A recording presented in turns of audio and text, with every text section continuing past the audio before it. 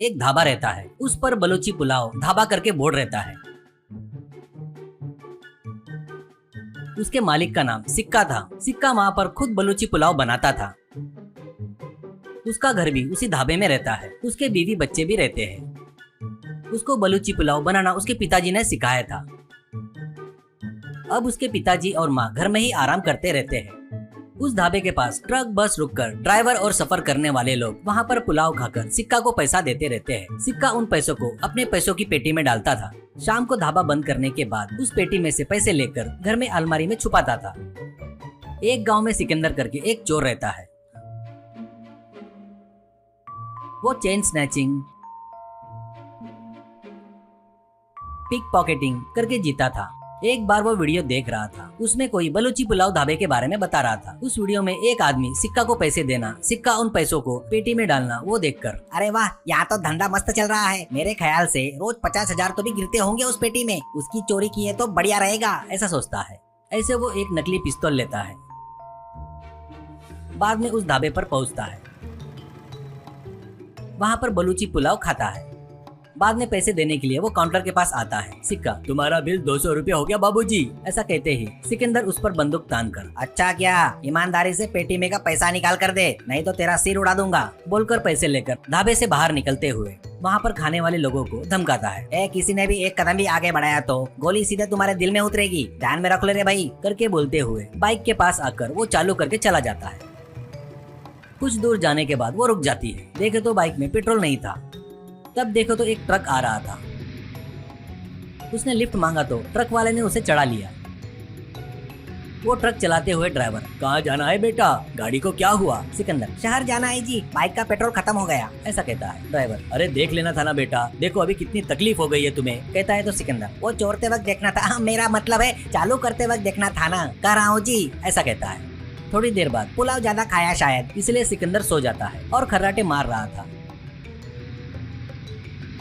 इतने में ट्रक का मालिक ड्राइवर को फोन करके, भुलक्कड़ कहीं के, आते वक्त मेरे लिए बलूची पुलाव लेकर आकर के बोला था ना, याद है या भूल गया? ऐसा कहता है। ड्राइवर, वो नहीं जी, अभी लेकर आया हूँ जी, 1 घंटे में तुम्हारे पास रहता हूँ जी, बोलकर फोन काट के, ओ तेरी तो मेरी याददाश्त को क्या हो गया, पुलाव लेना भूल गया, अब वापिस जाकर लेना पड़ेगा। फिर इसका क्या, ये तो सो रहा है, ठीक है सोने दो, सोते रहेगा, करके ट्रक को पीछे ढाबे की तरफ घुमाता है। वो ढाबे के पास पहुँचता है तब वहाँ पर पुलिस आकर पूछताछ चल रही थी।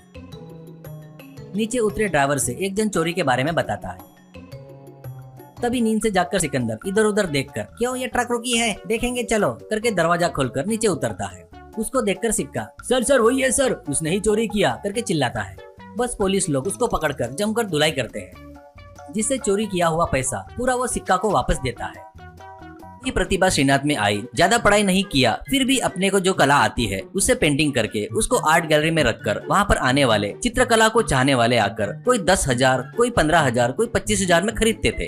तो वो पैसे उसे 2 से 4 महीने तक उसके परिवार के लिए बस होते थे। पर हर महीने पगार मिलने वाली नौकरी वो कितना भी छोटी क्यों ना हो वो नहीं करता था। कब पता नहीं कौन सी पेंटिंग बिकेगी पता नहीं रहने से घर चलाने के लिए पैसों के लिए राह देखते रहता था। ऐसे ही श्रीनाथ का परिवार परेशानियां झेल रहा था।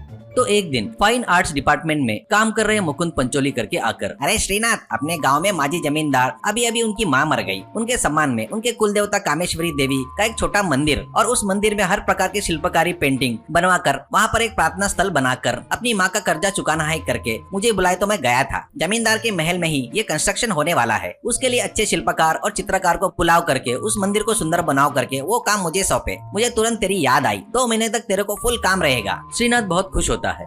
श्रीनाथ ही नहीं और भी 3-4 शिल्पकार मूर्तियां बना रहे थे। चल रहे काम को जमींदार कभी कभी आकर देख रहे थे। एक दिन श्रीनाथ एक पत्थर को एक देवी की मूर्ति में बनाने के लिए छिलते हुए मुकुंद पंचोली को बुलाकर, अरे सुन मुकुंद, इस पत्थर को कमर तक छिलने के बाद नाभि बनाने की जगह पर पत्थर बहुत ज्यादा बोल्ड है, अगर छिलूंगा ना तो टूटने का डर है, ये बात जमींदार को बताकर दूसरा पत्थर 2 बोलो, ऐसा कहता है। मुकुंद, अरे चुप चुप चुप, ऐसे तो अभी ऊपर छिल डाल, कल ही जमींदार तेरे पीछे खड़े होकर मूर्ति बढ़िया बन रही करके बोले, अभी ये दूसरा पत्थर चाहिए बोले तो तुझे नहीं खराब पत्थर लाया करके मुझे गाली देंगे, कैसे तो भी मैनेज कर, कहता है। श्रीनाथ पसंद नहीं होते हुए भी नाभि छिलना शुरू करता है, पर जो सोचा था वैसा ही हुआ। वो पत्थर नाभि के पास टूट जाता है। तभी उसी समय जमींदार आकर वो देखकर मुकुंद पर बहुत चिल्लाता है। तेरे को बताए तो तू अच्छा संभालेगा करके मुझे लगा। आलसी शिल्पकारों को बुलाकर काम सौंपा क्या? इसे और इस पत्थर को यहाँ से निकाल दे। ये पत्थर और शिल्पकार मुझे दिखने को नहीं होना कल से, ऐसा बोलता है। श्रीनाथ मेरी गलती नहीं है सर करके बोलने जाता है तो वो नहीं सुनता और वहाँ से गुस्से से चला जाता है। श्रीनाथ गीली आंखों से आधे बनाए सो मूर्ति को छोड़कर दुखी होकर जाते रहता है तो मुकुंद, ए रुक रे, उस पत्थर को भी तू ही ले जा। तू बहुत अच्छा शिल्पकार है करके बुलाकर काम दिया तो ऐसा कर दिया तूने। इस पत्थर को लेकर जा घर में रखकर पूजा कर ले करके मजाक उड़ाते हुए कहता है। श्रीनाथ की पत्नी घर में दिलासा दे रही थी। वो वैसे भी इस पत्थर का अभी उपयोग नहीं है ना, तो इसे आटा चक्की बनाने के लिए एक चक्की बना कर दो। हरदम इसके यहाँ उसके वहाँ जाकर पीस कर लाकर रोटी बनाने में तकलीफ हो रही है, ऐसा कहती है। तुरंत ये आइडिया अच्छा है करके आवाज सुनाई देती है। श्रीनाथ कौन है करके चारों तरफ देखता है तो मैं ही हूँ श्रीनाथ। इस पत्थर को छिलकर आधा बनाया ना, वही देवी हूँ। अब मुझे पूजा करने वाला कोई भी नहीं है, लेकिन तू मुझे बढ़िया छिलकर चक्की बनाकर आटा पीस लो, कहती है वो पत्थर की देवी। श्रीनाथ ठीक है माँ, आपने जैसा बोले वैसा ही करूँगा करके छन्नी हथौड़ा लेता है। आश्चर्य की बात ये होती है कि वो चक्की बातें कर रही थी। बातें करते समय लेकिन पारदर्शी हो जाती थी। अलेख्या को बुलाकर क्या बेटी स्कूल नहीं गई क्या करके पूछती थी चक्की। अलेख्या विचार करते हुए पैसे नहीं भरे इसलिए स्कूल से नाम निकाल दिए, ऐसा कहती है तो चक्की अरे ऐसा क्या, तो ले पैसे। करके वो अपने आप घूम रही थी तो पैसे बहुत सारे बाहर गिर रहे थे। ये ही नहीं, आप लोग जो भी चाहिए वो मांगो, सब दूंगी, ऐसा कहती है चक्की। अब श्रीनाथ बड़े घर में रह रहा था। मंजरी पूरे बदन पर गहने पहनकर थी।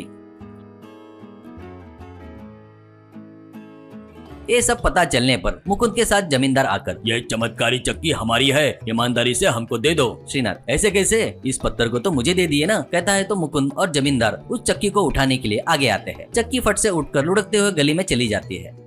जमींदार